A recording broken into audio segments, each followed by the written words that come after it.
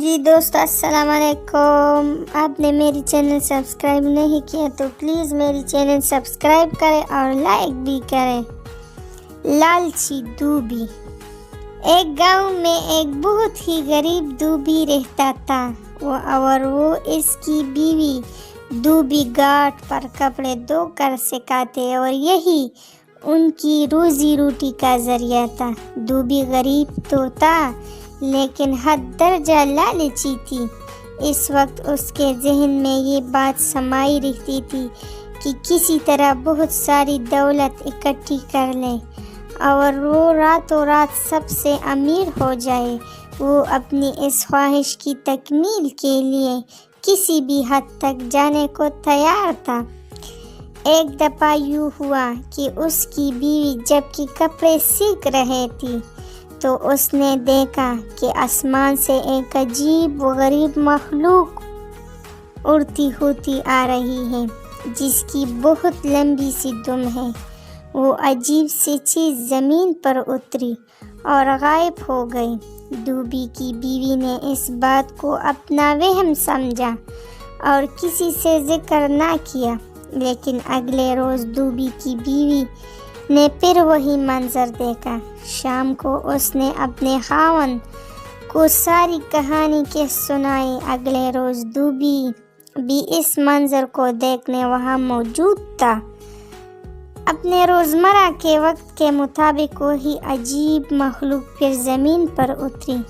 دوبی اور اس کی بیوی نے اس کا پیچھا شروع کر دیا کہ آخر وہ جاتی کہاں ہے. انہوں نے دیکھا کہ وہ آم کے باغ میں داخل ہوئی. کافی سارے پکے ہوئے آم کھائے اور واپس اڑ کر چلی گئی. اگلے روز جب وہ عجیب مخلوق آم کھانے کے بعد واپس اڑنے لگی تو دوبی اور اس کی بیوی نے اس کی دم مضبوطی سے پکڑ لی اور دونوں فضا میں اڑتے چلے گئے. وہ عجیب مخلوق ایک ایسی جگہ اتری جہاں ہر طرف سونا، ہیرے جواہرات اور قیمتی چیزیں بکھری پڑی تھی. لالچی دوبی اور اس کی بیوی نے بہت سارا سونا اور جواہرات اکٹھے کیے اور اگلے صبح اسی عجیب مخلوق کی دم کے ساتھ چھپک کر واپس آم کے باغ میں اتر گئے. دوبی کے 2 دن پھر گئے. اس نے کپڑے دھونے کا دھندا چھوڑا، اچھا سا مکان بنائے اور قیمتی لباس پہننا اور اچھا کھانا پینا شروع کر دیا.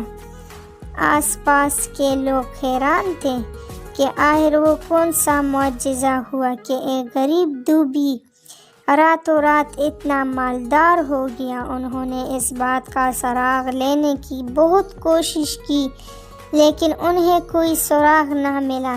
ایک روزہ دوبی کی عدم موجود میں ایک شاطر خاتون نے دوبی کی بیوی سے یہ راز اگلا لیا. لوگوں نے دوبی سے کہا کہ اس مخلوق اور اس جگہ تک ان کی رہنمائی کریں تاکہ وہ بھی سونا اکٹھا کر کے لائیں اور وہ بھی اچھی زندگی گزارے. دوبی پہلے تو نہ مانا لیکن پھر اس لالچ میں کہ وہ مزید سونا اور جواہرات اکٹھے کر کے لائے گا اور مزید امیر ہو جائے گا، ان کے ساتھ ہو لیا. وہ سارے دیہاتی باغ میں انتظار میں بیٹھے تھے. جب وہ عجب مخلوق آئی اور آم کھانے کے بعد اڑنے لگی تو سارے اس کی دم کے ساتھ چپک گئے. دوبی سب سے آگے تھے اور باقی اس نے بالترتیب ایک دوسرے کے ساتھ پکڑ رکھتے تھے اور اڑتے جا رہے تھے جبکہ وہ فضا میں بہت بلندی پر تھے. دوبی کے ساتھ والے نے پوچھا کہ اب کی بار کتنا سونا لاؤں گے. دوبی نے دونوں ہاتھ کو جوڑ کر اشارے سے بتانا چاہا کہ اتنا تو اس کوشش میں اس کی دم اس کے ہاتھ سے چھوٹ گیا اور وہ سب زمین پر گرے کر ٹکڑے ٹکڑے ہو گئے. یوں اپنے لالچ کی وجہ سے وہ اپنی زندگی سے بھی ہاتھ دھو بیٹھے.